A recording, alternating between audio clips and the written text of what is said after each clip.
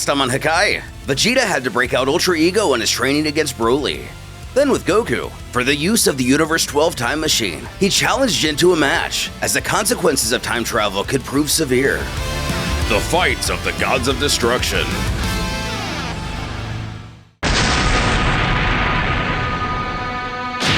With the match now beginning, Giin seems entirely unrestrained, showing no intention of holding anything back.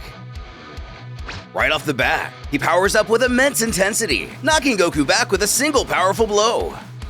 The Saiyan warrior, trying to keep his composure, can only think to himself, the murderous and destructive aura this guy's releasing is no joke. The truth of the matter is, we still don't entirely know what kind of destroyer Giin is, or what he's truly capable of. Given his universe has reached the second highest mortal level, surely he can't be that ruthless. However, Martino can't shake off her concern. She can see that Giin appears to be seriously irritated by Goku's unexpected actions and sudden challenge. She turns to Vados, wondering what could possibly be running through Goku's mind.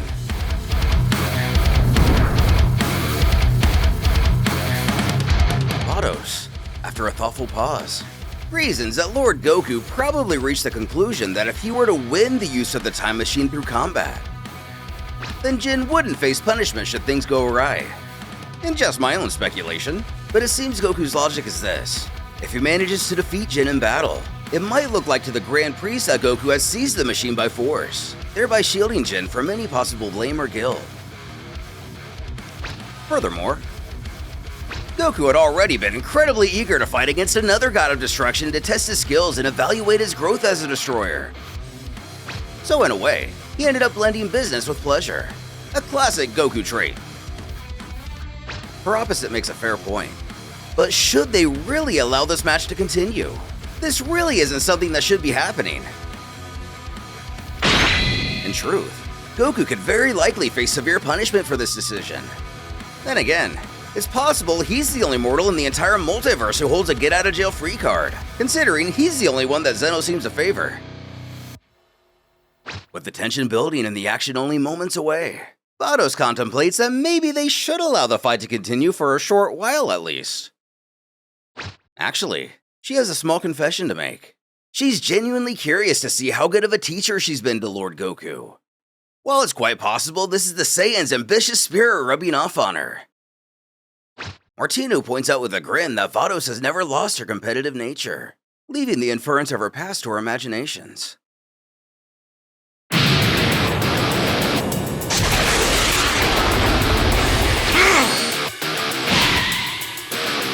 So fast!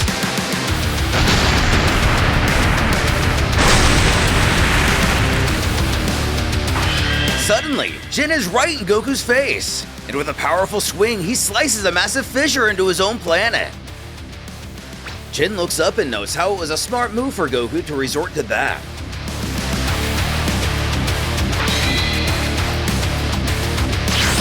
Rising to meet his opponent in the air, we see that Goku has activated Ultra Instinct just in time to dodge. Processing the situation himself, he thinks, that attack was incredibly fast and strong. I could have been defeated or maybe even killed if I hadn't used Ultra Instinct to dodge at the last possible moment.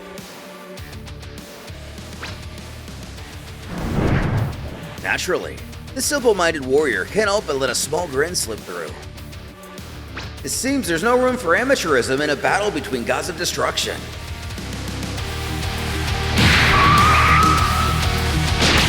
Meanwhile, back in Broly and Vegeta's sparring session, Broly notes with a tinge of fear how truly intimidating this Ultra Ego power is. But then again, the prince did instruct him to go all out, to attack with full intent to kill. So no mercy is to be left on the table. Vegeta shouts over, "What's the problem? I warned you this isn't a joke, didn't I? Hakai!"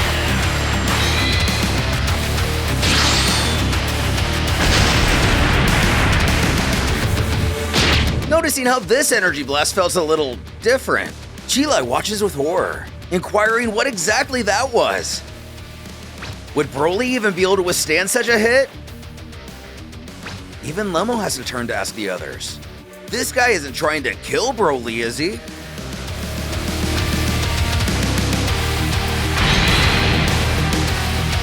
What are you looking for?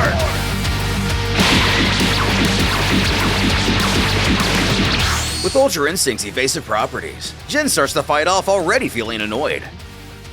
Grunting in frustration, he wonders if all Goku knows how to do is run away.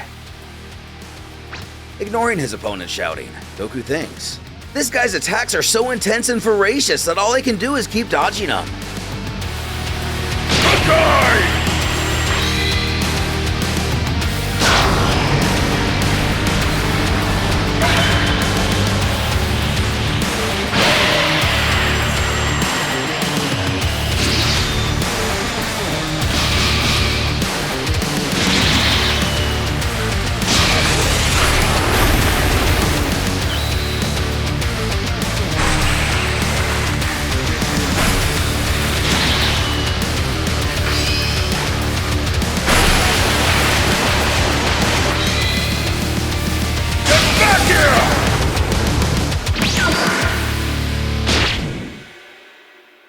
Got you! I can't stop in time!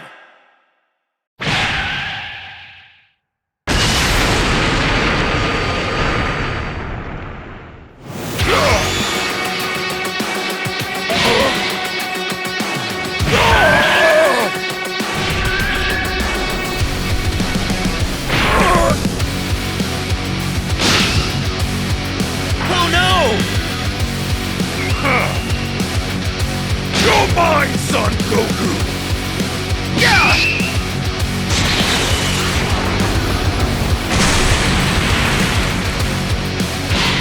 Taking the battle underwater, Giin intentionally let Goku get that last hit in just to gain a solid hold on him. Now Goku's left with nowhere to dodge to, and it seems as if all is over. Above. Vados can't help but point out that was a very smart move on Jin's part. He would miss thanks to Lord Goku's extremely sharp reflexes. However, he used this instinctive and thoughtless movement to get a chance to capture him. A statement Martino echoes, nodding in agreement. A movement made without thinking, therefore it risks opening gaps. After the Tournament of Power, Lord Giin did his homework on Ultra Instinct, and I'd say it paid off. In response, Vados muses, I just don't understand the point of submerging Lord Goku in water if he's not going to drown. Martino explains that this strategy is closely related to a unique characteristic of Lord Jin's race. It's due to his aquatic origin, meaning when he comes into contact with water during combat, his physical capabilities actually double in strength. This effect lasts as long as he stays in water, and even continues a few minutes after he surfaces. Which is a factor Vados hadn't calculated into her strategy. This could indeed be a major problem.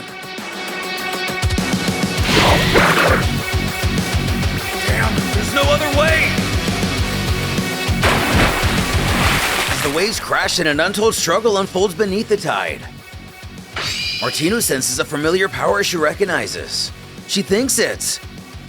Vados confirms this indeed as Martino suspected. Now things are going to escalate to the next level.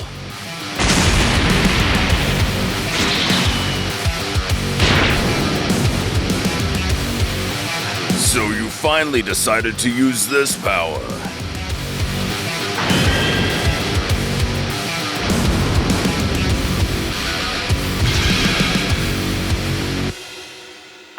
Blasting Giin out of the water in a powerful surge. If the aura and shaded eyes are anything to go by, it seems that the Hakai beast has given Goku permission to tap into its full power for this intense battle. Goku looks at Giin, telling him to prepare, because now he's going to use absolutely everything he's got.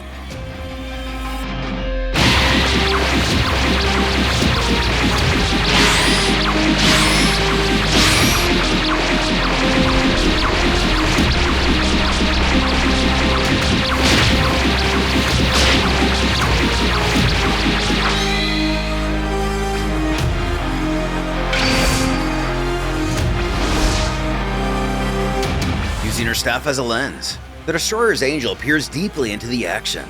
quickly realizing that Lord Jin is truly in hot water now. Meanwhile, Vados assesses the situation, noting with intensity. Using the power of the energy of destruction combined with Ultra Instinct, Lord Goku finds the perfect balance between technique and brute power. Even Martinu can't help but marvel at what Son Goku is capable of doing. It's astonishing. Especially given he's managed to accomplish such feats at such a young age. After all, he's achieved in under 50 years a level what's taken others thousands upon thousands of years to even approach.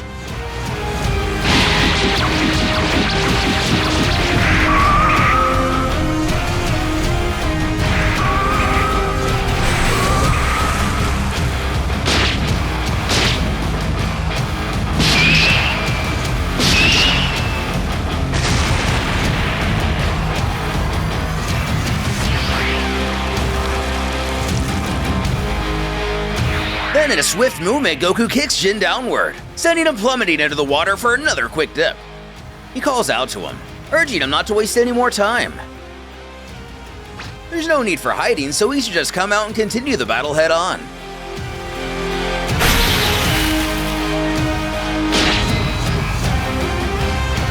Balls of destruction!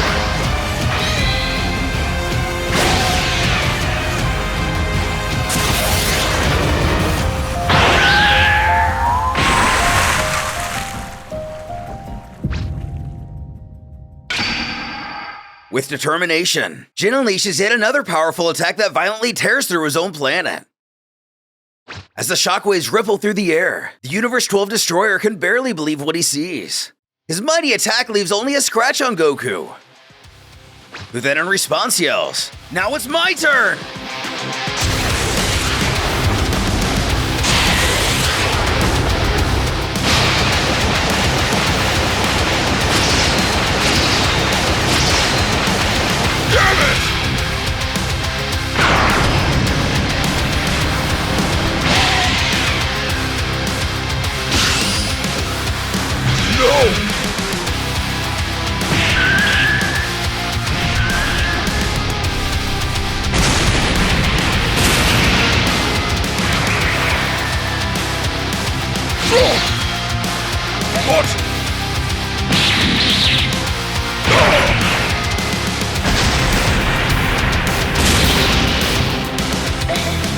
The planet continues to suffer as more and more damage accumulates, each blow further destabilizing the environment. Martino looks on with a hint of frustration, wondering to herself just how many gaping holes she's going to have to patch up when this is all said and done. As Jin flies through the air, his mind races as he observes.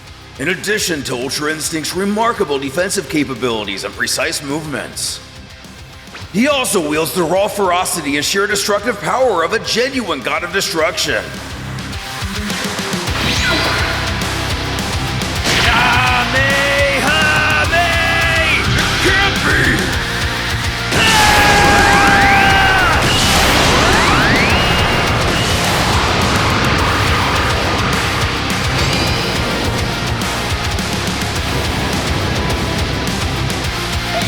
Goku, letting that last powerful assault get the better of him, begins to reflect. He realizes with a bit of worry, I ended up letting Kakarot's desire for destruction take a hold of me, and I went overboard. Is he okay? Kakarot being the nickname for his Hakai beast. But Martinu doesn't appear concerned for Jin's well-being in the slightest. Instead, she's still fixated on the absolute mess this place is becoming. Even Vados, cool and collected, has to acknowledge that outburst of energy carried enough raw power to potentially kill even a god of destruction. Lord Goku has crossed all limits. Finally, with a touch of genuine concern, she asks if Lord Jin is okay. But her sibling, finding the question a bit silly, scoffs with amusement. My sister, have you forgotten that Lord Goku is not facing some amateur?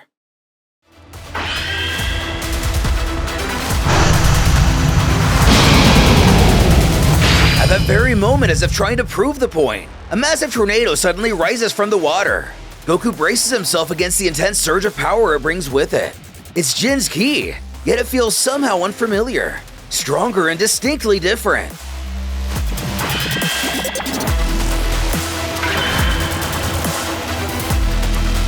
Staring at his opponent, almost not recognizing the figure before him, Jin calls out with defiance. What's happened? Did you think you're the only one who can use the power of the energy of destruction? With a surge of energy, Jin reveals an augmented transformation. Could this be the hidden trait Martino hinted to earlier? The one activated when Jin enters water? As the two powerful fighters face off, will Goku be able to overcome this newest revelation?